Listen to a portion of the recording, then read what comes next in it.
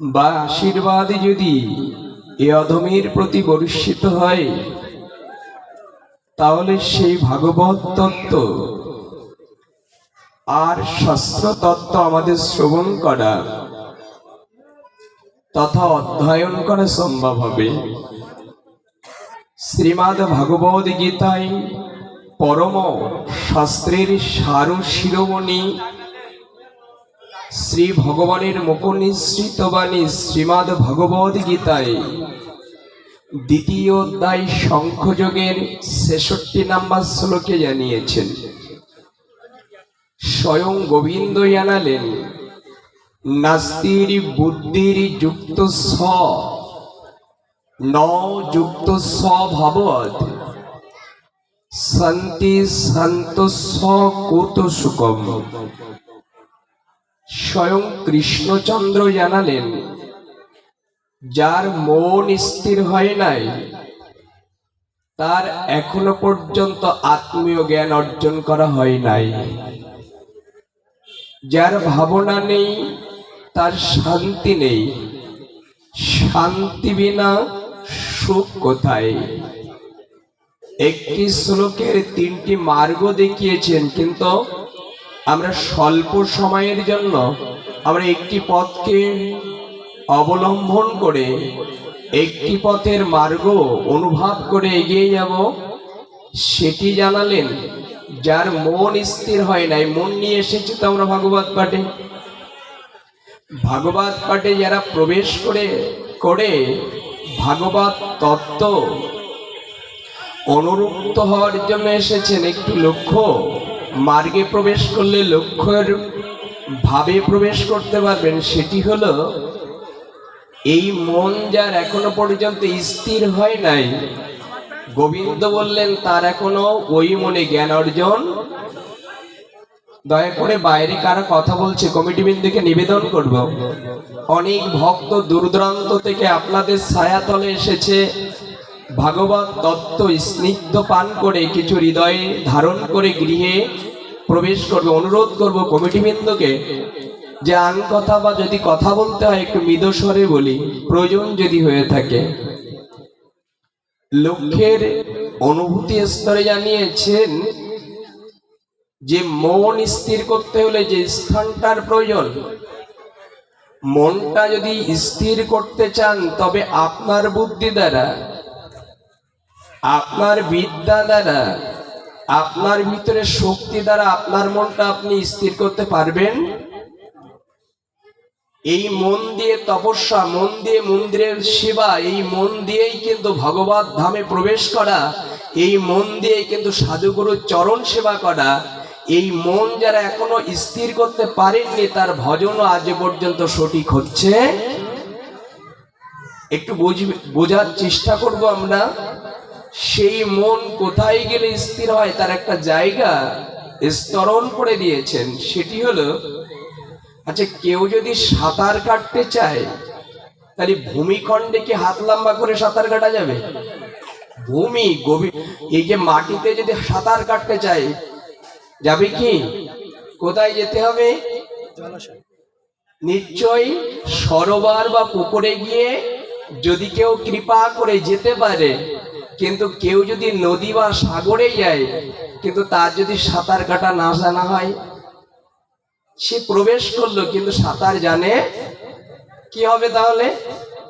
ও নদীতে নামবে, ডুববে, জল খাবে, আত্মাবিহীন ভেসে। আমার মতন মন্দিরে প্রবেশ করি কিন্তু আসমন নাই, শুদ্ধ নাই, প্রেম নাই, ভক্তি নাই, প্রবেশ করলাম মন্দিরে গেছি, সাঁতার না জেনে গেলে যা হয়।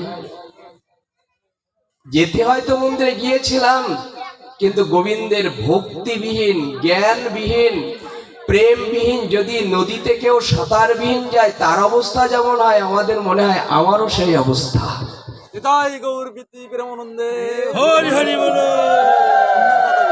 সনাতন ধর্মের কিছু কিছু কথা রঞ্জিত হয়েছে কিন্তু সময় পাবো না। কমিটি বিন্দু যে সময় দিয়েছে এই সময় এ কথা ব্যক্ত করা যাচ্ছে না। তবে গোবিন্দ জানাচ্ছে যদি পুকুরে নামতে হয় তার আগে কি করা উচিত? সাঁতার জানা উচিত। আপনি ভজন করবেন, তিলক কাটবেন, শ্বেত ভূষণ পরবেন, তার আগে আপনার জানা দরকার যে আমি কোন ভাবে প্রবেশ করলে আমি রাধারানীর কৃষ্ণের যুগল চরণে সেবিত হয়ে সেই প্রেম ধন আমি কে হৃদয়ঙ্গম করতে পারবো।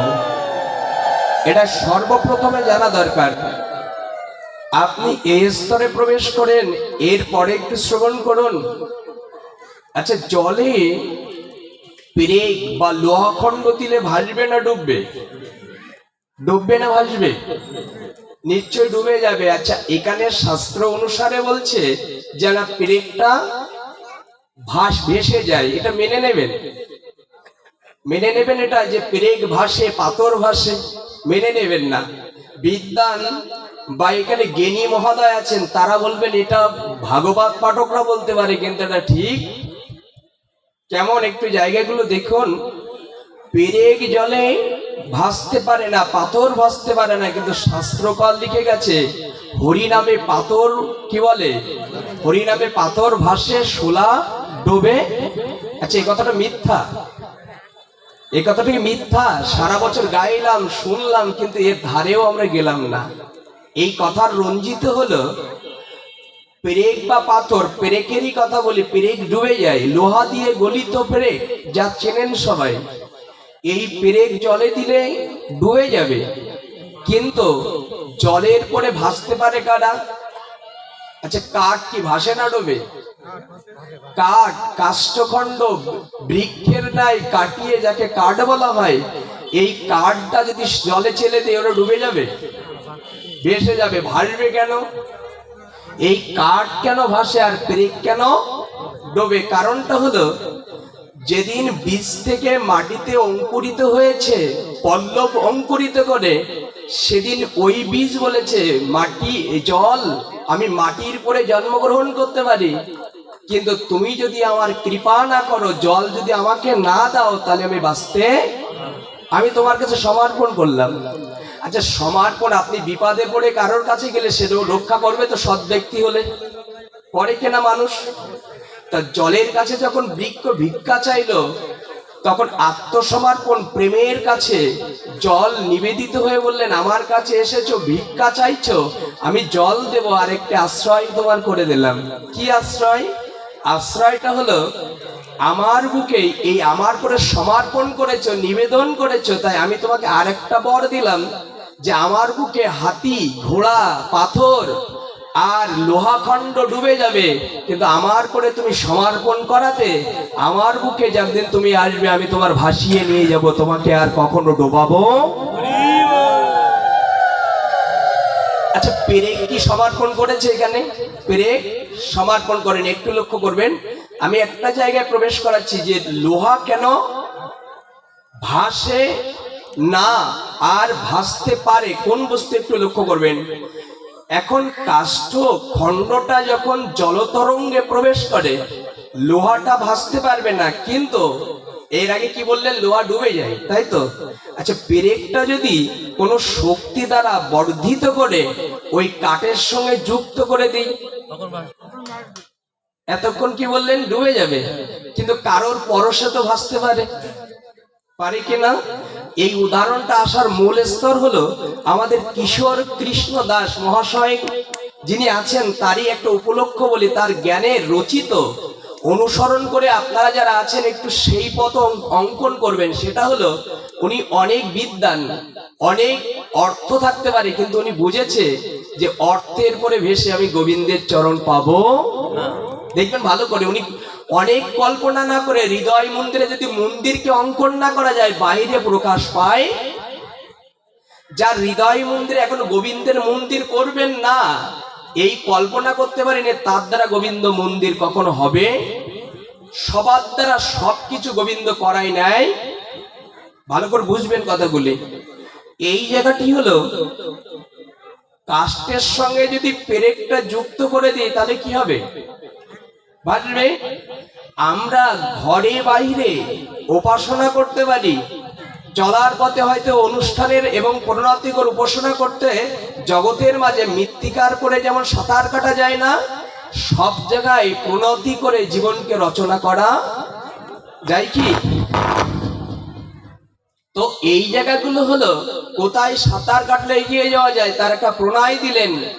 গোবিন্দ মন্দিরে অর্থাৎ ভগবান বিগ্রহের অভিষিক্ত বিগ্রহে যদি কেউ প্রবেশ করে সাধুগুরুর সঙ্গে যুক্ত হতে পারে। মন্দিরে প্রবেশ করলে হবে না, তার আগে কি করতে হবে, একটু বিভক্ত করে দিই জায়গাটা। পেরেক যদি আলাদা হয়ে যায় তাহলে কি ডুবে যাবে না ভাসবে? যদি পেরেক যদি কাটার সঙ্গে যুক্ত হয় তাহলে ভেসে যাবে। মন্দিরে আপনি যান তাতে দুঃখ নেই, কিন্তু তার আগে সাধু গুরু শাস্ত্রের সঙ্গে যুক্ত হয়ে যান, তাহলে ওই মন্দিরেই গেলে আপনার ভিতরে প্রেম ভক্তি ভেসে যেতে পারবেন, যেখানে গেলে গোবিন্দকে পাওয়া যায়। আপনি যদি খালি খালি যান তাহলে কিন্তু করবেন আমি ডুবে যাবেন, আপনি নিজে বুঝতে পারবেন না। যারা এসেছেন একটা তদ্বৃদ্ধি অনুভব হলো।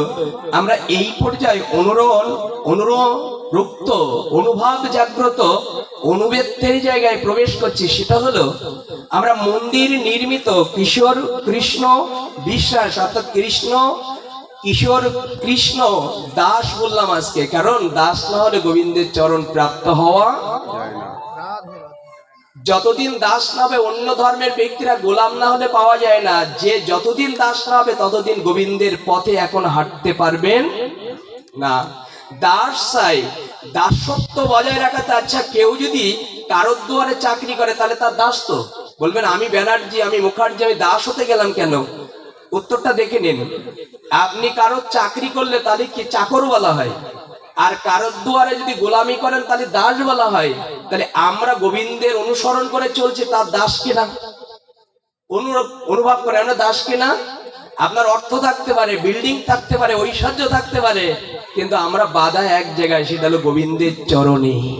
আমি দাস, তুমি প্রভু, দাস করে তোমার চরণে রাখো। হনুমান বলেছিল, এটা প্রহ্লাদ বলেছিল, ধ্রুব বলেছিল, গোবিন্দ এ জগৎ কোনো পদবি চাই না, আমি তোমার দাস হয়ে তোমার ওই চরণে আমাকে আশ্রয় দাও, আর কিছু চাই না। এবার একটু আস্বাদন করব। এই আস্বাদনের ছোট্ট ছোট্ট খণ্ড করে একটু আস্বাদন করতে চাচ্ছি। আচ্ছা, মন্দির নির্মিত হলো এখানে।